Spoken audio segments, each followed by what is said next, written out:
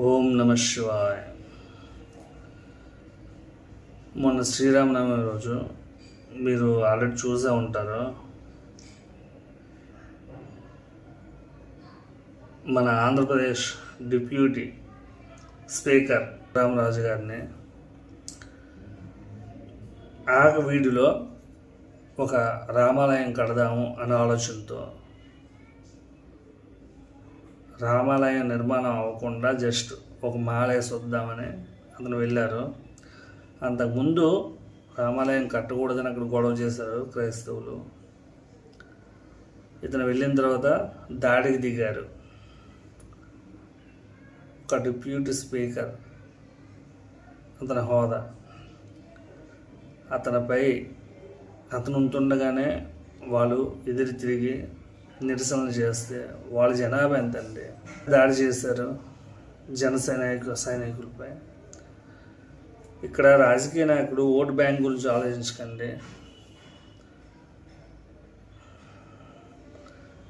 ఎందుకంటే వీళ్ళపై యాక్షన్ తీసుకోవాలండి ఫస్ట్. కారణం ఏమిటంటే ఒక్కసారి మీరు ఆలోచించండి, ఇక్కడ ముస్లిమ్స్ సంఖ్య క్రైస్తవుల సంఖ్య ఎక్కువైందంటే ఇప్పుడు వాళ్ళు కూడా ఎంపీలుగా ఎమ్మెల్యేగా నిలబడుతున్నారు. నిలబడి రేపు వాళ్ళు ముఖ్యమంత్రిగా ఏమైనా అవకాశం వస్తే ఈ రాష్ట్రం అలాగ ఉంటుంది.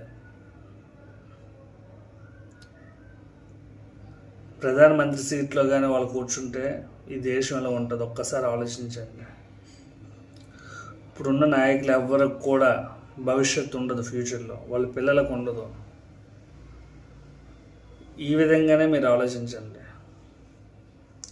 ఇంకోటి, అమాయకపు దళితులు, చాలా అమాయకంగా ఉండే దళితులు. ఎందుకంటే మీరు అమాయకులైనా మారుస్తున్నాం. ఈ మతం మారకుండా ఈ చర్యలు తీసుకోవాలి ఫస్ట్. ఎందుకంటే ఈ మత మార్పిడులు ఎక్కువ అవడం వల్లే ఇలాంటి పరిస్థితి వస్తుంది. దయచేసి ఇలాంటి పరిస్థితులు రాకుండా ఉండాలంటే దీనిపై తక్షణమే గవర్నమెంట్ యాక్షన్ తీసుకోవాలి.